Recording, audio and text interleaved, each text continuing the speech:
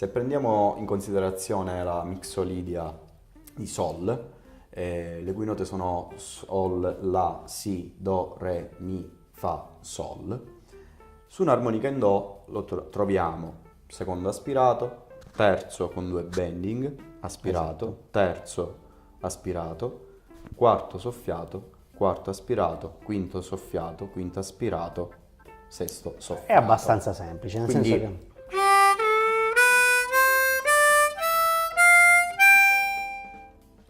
se considero la mixolydia in Do, abbiamo Do, Re, Mi, Fa, Sol, La, Si bemolle, Do. Quindi se lo eseguiamo nell'ottava centrale,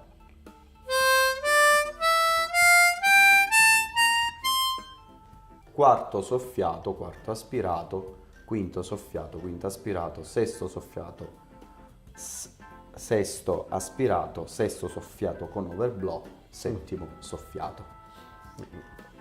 Se consideriamo invece la scala, la mixolydia di Re, abbiamo Re, Mi, Fa diesis, Sol, La, Si, Do, Re.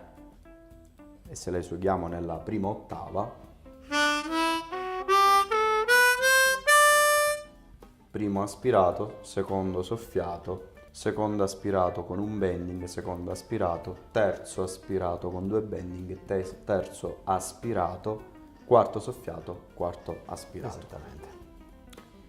Quindi se vogliamo non eseguire degli obbligati, improvvisando semplicemente usando queste 3 scale, abbiamo un risultato del genere.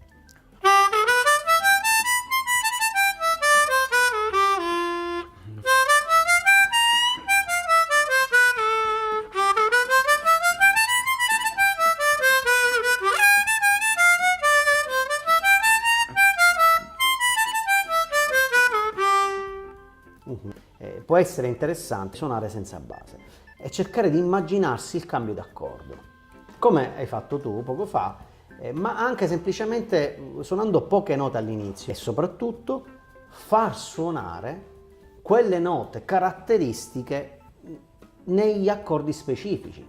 Personalmente ho utilizzato questa tecnica, ma utilizzando nel blues la scala blues.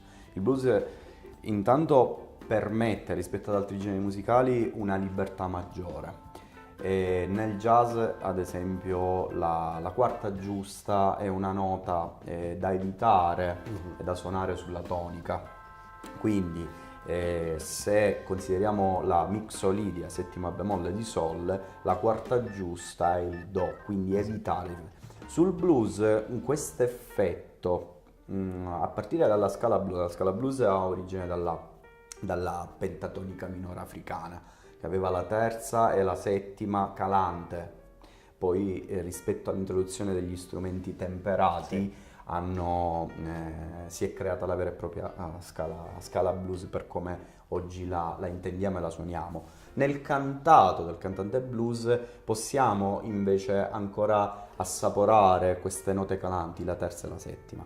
Ma il fenomeno dell'undicesima giusta che può verificarsi nelle esecuzioni di un solo con la scala blues su un giro blues, anche se è da evitare, non crea quella cacofonia o che invece in altri generi musicali è più evidente.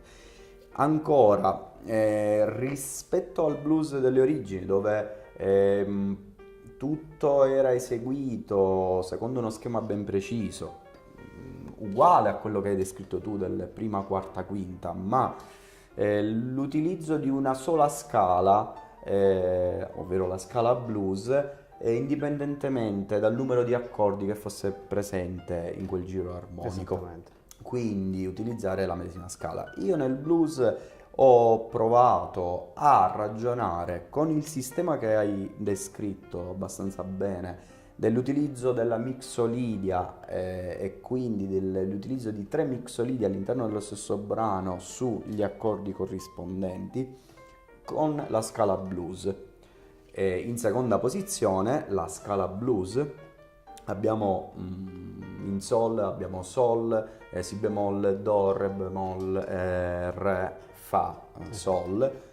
La scala blues di Do è Do, Mi bemolle, fa diesis, Fa, Sol, Si bemolle, Do, e la scala di Re invece è Re, Fa, Sol, La bemolle, La, Do, Re. Un esempio, la scala blues di Sol. La scala blues di Do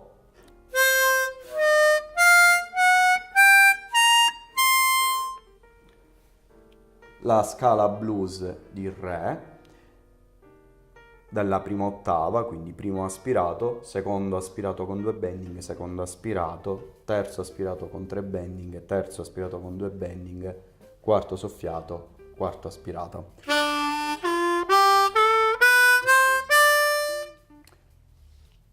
Se improvviso su un blues, utilizzando la scala blues di 3 tonalità, ma semplicemente quando mi trovo in Do utilizzo la scala blues di Do, quando mi trovo in Sol la scala blues di Sol, quando mi trovo in Re la scala blues di Re, lo possiamo applicare non solo al blues, ma ad altri infiniti generi musicali.